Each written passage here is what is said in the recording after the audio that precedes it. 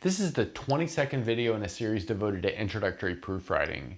And today we want to talk about what it means for sets to be the same size. And this is even if they're not finite sets. So let's jump right into a definition. So we'll say that sets A and B have the same cardinality, or we may say they are equinumerous if there is a bijective map between them. So we might call that bijective map F. So we've got a bijection from A to B. And then in that setting, we'll write the following maybe bit of notation. We'll say the cardinality of A is equal to the cardinality of B, or really this set with like absolute value symbols around it, but it's not really absolute value symbols.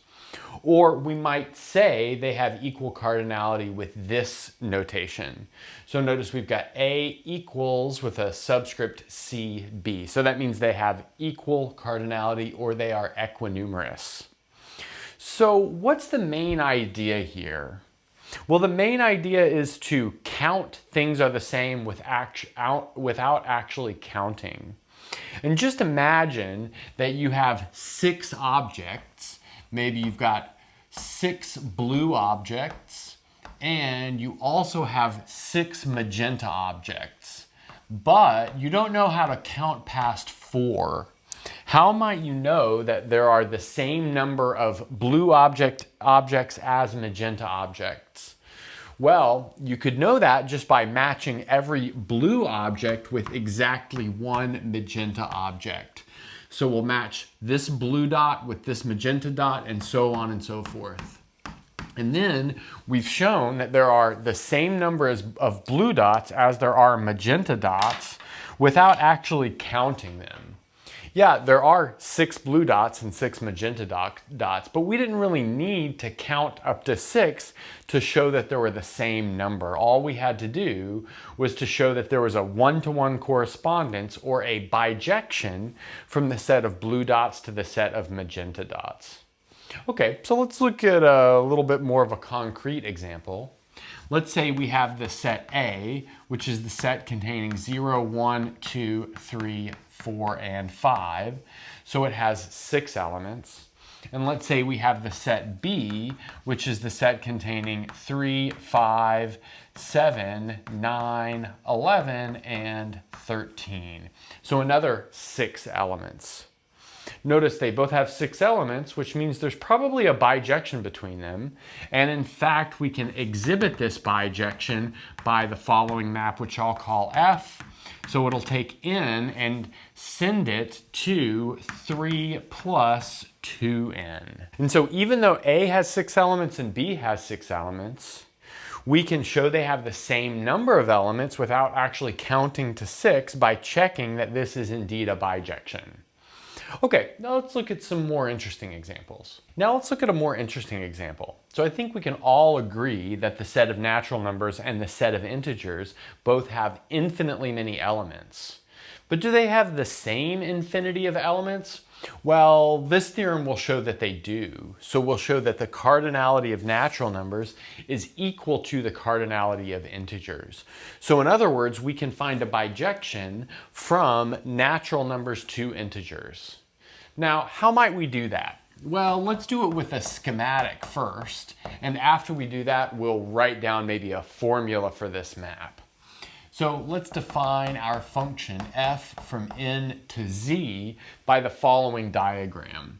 So I'll put all my natural numbers on the first row. So 1, 2, 3, 4, 5, 6, 7, so on and so forth.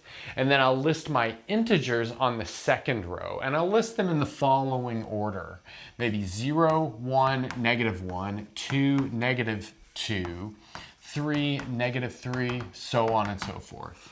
So I think there's a pretty clear pattern of how we're listing the integers. And so the function that we're making will map 1 to 0, 2 to 1, 3 to -1, 4 to 2, 5 to -2, 6 to 3, 7 to -3, and so on and so forth. Now, I think this is pretty clearly a one-to-one and onto map. In other words, a bijective map, which indeed shows that the set of natural numbers and the set of integers are equinumerous.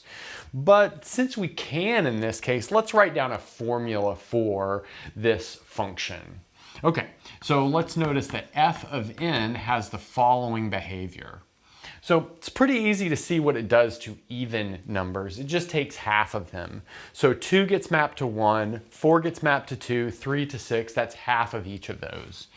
So this will go to n over 2 if n is even.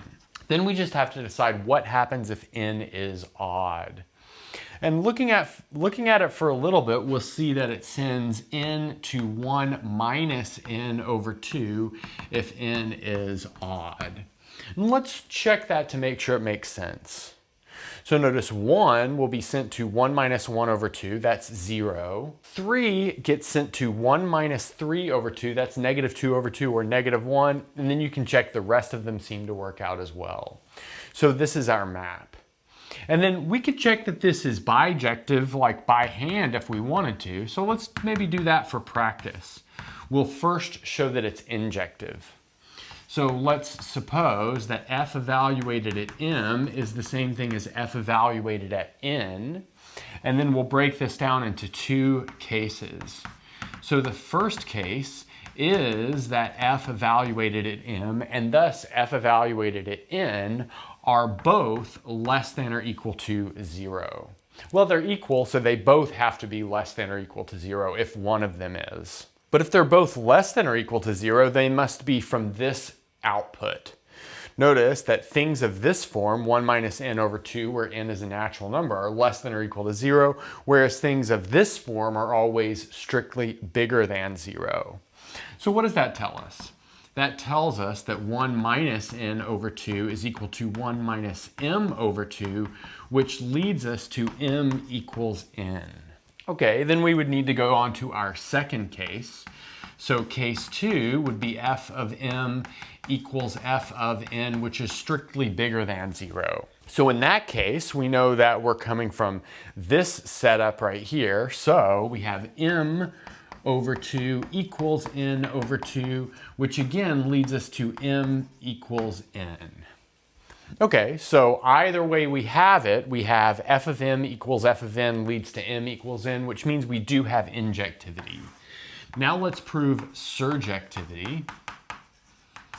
So let's say that we've got an integer and find a pre-image for that integer. So if we've got an integer b, we'll split this into two cases. So our first case is what happens if b is bigger than or equal to 1. So if b is bigger than or equal to 1, then note that f evaluated at 2b is exactly equal to b. And that's pretty clear that's how it's going to happen from our chart up here. Notice that all positive integers are landed on by the even integers. Okay, so now what about our second case?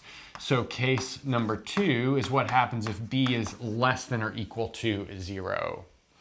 So here you can note that f evaluated at 1 minus 2b is equal to b. And you might be worried because 1 minus 2b seems like it may not be a natural number, and our domain is all natural numbers. But if b is less than or equal to 0, then 1 minus 2b is most definitely a natural number just by construction. So anyway, either way we have it, we have found a pre-image for our integer b. So putting these two things together, we see that f is a bijection, which really finishes off this careful proof that the natural numbers and the integers are equinumerous.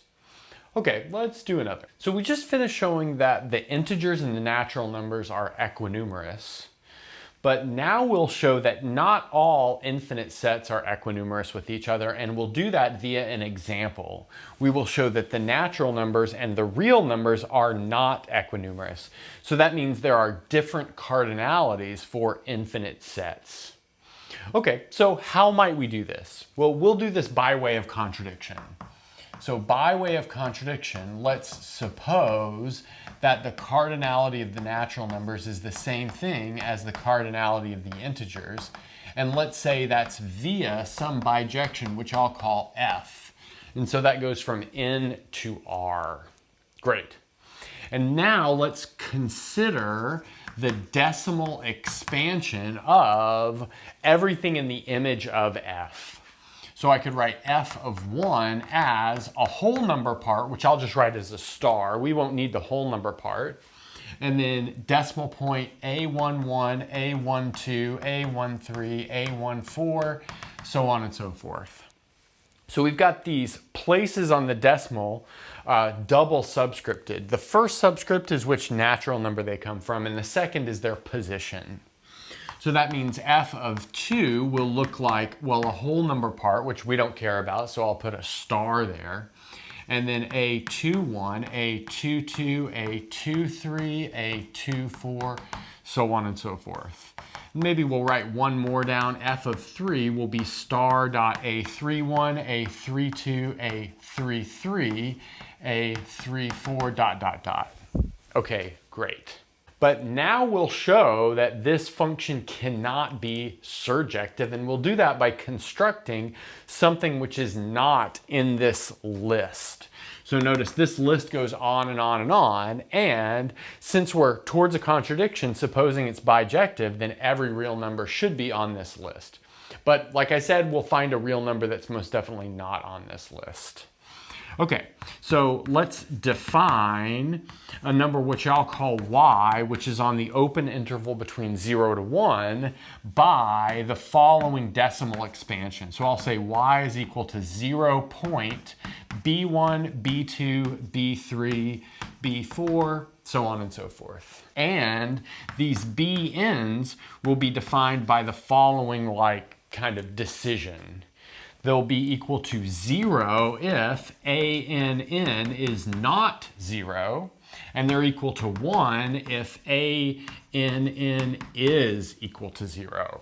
So we go on this diagonal right here, so let's highlight this diagonal. So A11 down to A12 down to A11 down to A22 down to A33 down to A44 and so on and so forth. And we look at A11 and we decide, is it 0 or is it not 0? If it's 0, then we set B1 equal to 1. If it's non-zero, we set B1 equal to 0. And then we continue doing that. But let's notice that by doing that, we'll have the nth decimal place of y is always different than the nth decimal place of f evaluated at n. But that means that y is not the output of anything here.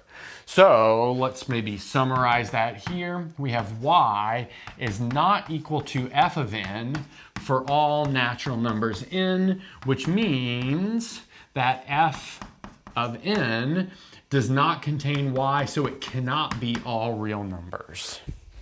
But that means that it's not bijective, but it not being bijective is a contradiction, contradicting our original assumption that the natural numbers and the real numbers were equinumerous. So again, let's review how we know that y is not equal to f of n for all n, which are natural numbers. That's because the first decimal digit of y is different than the first decimal digit of f of 1. So that means it can't be f of 1. The second decimal digit is different than the second decimal digit of f of 2, so it can't be f of 2. The third decimal digit is different than the third decimal digit of f of 3, so it can't be f of 3, and so on and so forth. So wrapping that all together, we have y cannot be one of these f of n's, which means f cannot be bijective. Okay, let's maybe look at some sets that are equinumerous with R. Next up, we'll show that the open interval 0 to infinity is equinumerous or has equal cardinality with the open interval from 0 to 1. And we'll construct a function that does this, but we'll use a geometric argument to start that function. Okay, so let's start with our real number line here. Let's maybe put 0 on the real number line at that spot. Maybe back here we'll put -1. And then let's put a partial real number line. Maybe what I really mean is the interval between 0 and 1 going vertically right there. Great. And then next up, we're going to need this point up here, which is the point -1, 1. So let's put that in there, -1, 1. And then let's go over here to some arbitrary x, which is between 0 and infinity, so it's on that open interval. And then let's make a line segment from x to our point -1, 1. So the line segment would look something like that. And then its intersection point with this interval will be called f of x. And now notice, as x moves towards 0, f of x will also move towards 0.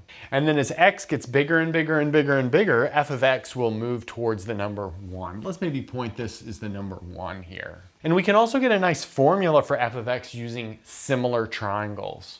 Okay, so let's drop a vertical right here. We'll notice this has length 1, and then this has length f of x, obviously, and length x. But from x to -1, we have length x plus 1. So let's see. We can see that 1 over x plus 1 is equal to f of x over x. Again, by similar triangles. We've got the height of this triangle and the base, the height of the smaller triangle and the base. But putting this together, we see that f of x is equal to x over x plus 1. And then you can check that this is bijective, and you could maybe check this using methods previously in the course. So I'll leave that as a little bit of a homework exercise. So check this is bijective for the region that we need it to be. So in other words, it goes from 0, infinity to 0, 1. But the appearance of that bijective function means that these have equal cardinality. Okay, let's move on. Now we're going to prove a very important general result that says equality of cardinality is in fact an equivalence relation. And let's recall, in order for it to be considered an equivalence relation, it must be reflexive, symmetric, and transitive. So we'll check each of these, starting with reflexivity. So this is pretty quick. Let's notice that the identity map, which is generally called I sub A, which goes from A to A and is defined by I sub A evaluated at A equals A, is a bijection. There's not really much to that. I won't check that's a bijection or anything. The identity map is kind of clearly a bijection. But the fact that that's a bijection means the cardinality of A is equal to the cardinality of A, which is exactly reflexivity for this relation. Now let's look at symmetry. So let's suppose that the cardinality of A equals the cardinality of B, and let's say via a bijection from A to B, which I'll call F. Okay, but if F is a bijection, it has an inverse. So I'll write that as, since F is bijective, there exists a unique, so there's some notation, there exists a unique inverse, which I'll call F inverse from B to A, which is also a bijection. So I think earlier we proved that a function has an inverse if and only if it's a bijection. Okay, so that means F inverse is a bijection, but the fact that F inverse is a bijection means the cardinality of B equals the cardinality of A. But starting here at cardinality of A equals cardinality B and ending here at cardinality B equals cardinality of A is exactly the symmetry rule for equivalence relations, or for relations. Okay, now let's look at transitivity.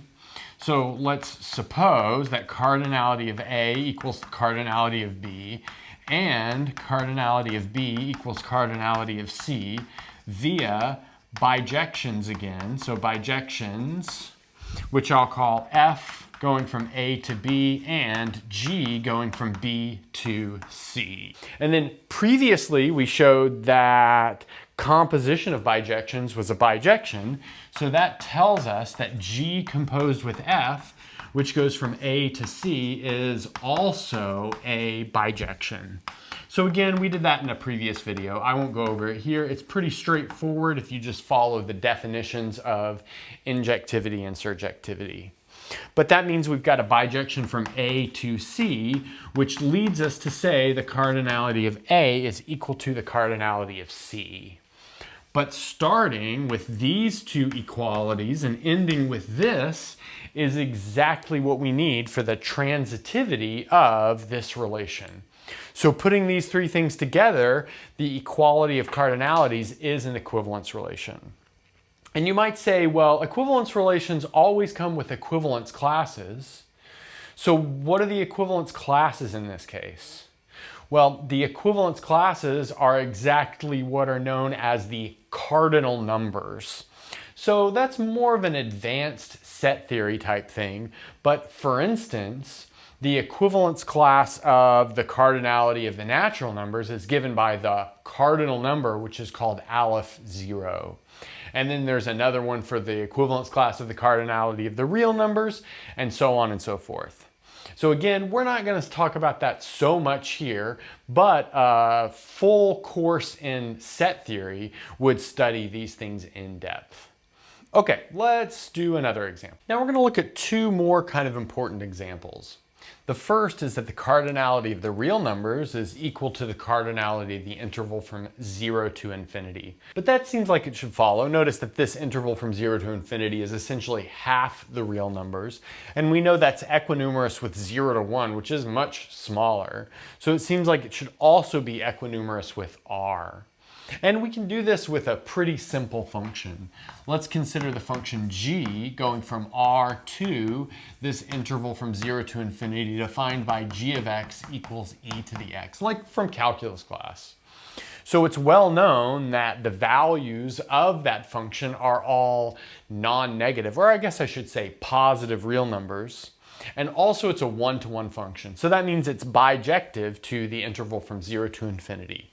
But that proves this equality of cardinality. Now we've got one that's a little bit more interesting, and that is the interval from 0 to 1, not including 0 and not including 1, has equal cardinality to the closed interval from 0 to 1. And we can do this kind of with a picture. So let's say we've got our open interval from 0 to 1 here. And then maybe underneath we'll have our closed interval from 0 to 1. And the idea is we want to take single points out of this open interval, map them onto the endpoints, and then kind of fill in the gaps afterwards. So there's a number of different ways to do this. Maybe here's how we'll do it. Let's take the point right here, which is 1/2, and we'll map 1/2 to the number 1. Then after that, we'll take the point right here, 1/3, and we'll map that to 0. And then after that, we'll take 1/4 and we'll map that to 1/2. And then we'll take 1/5 and we'll map that to 1/3. And then we'll take 1/6 and we'll map that to 1/4. And now I think you can kind of see what we're doing. So we're taking 1/2 and 1/3 and we're filling in those two open points into closed points.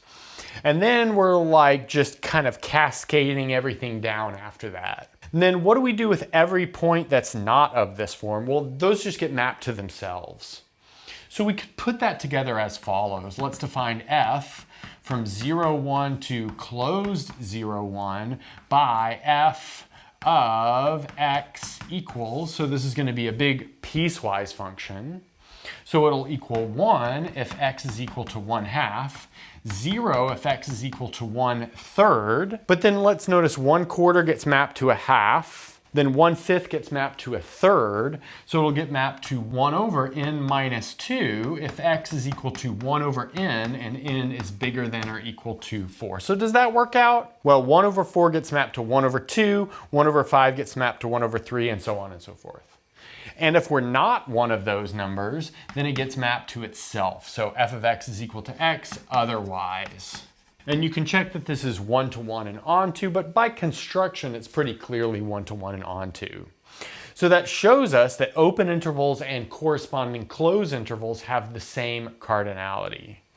But now putting this together with the fact that cardinality makes an equivalence relation tells us that all of these sets are the open interval from 0 to infinity, the open interval from 0 to 1, the closed interval from 0 to 1, the half open interval, etc. have the same cardinality. So of course we only checked some of those. We didn't check this one with the half open interval, but you could imagine that it has a pretty similar proof to what we saw right here. You might say, well, why are we dealing with the open interval between 0 and 1? What about more generally the open interval from A to B? Well, just by scaling, you can also check that that has the same cardinality, but we'll leave that for a homework exercise. So here I've got 3 nice warm-up exercises based off what we saw. So the first is to show that the cardinality of the set of even integers is the same thing as the cardinality of the set of odd integers. Next, show that the cardinality of the set of 0, 1 cross n is the same thing as the cardinality of n. So there, that's just the finite set containing 2 elements, 0, 1. And then finally, show the cardinality of the real numbers is the same thing as the cardinality of the set from 3 to 19. So you might actually want to use transitivity here by showing that 3 to 19 is equal in cardinality to 0, 1, and then apply a result from the video. But you could do this in a number of different ways. And that's a good place to stop.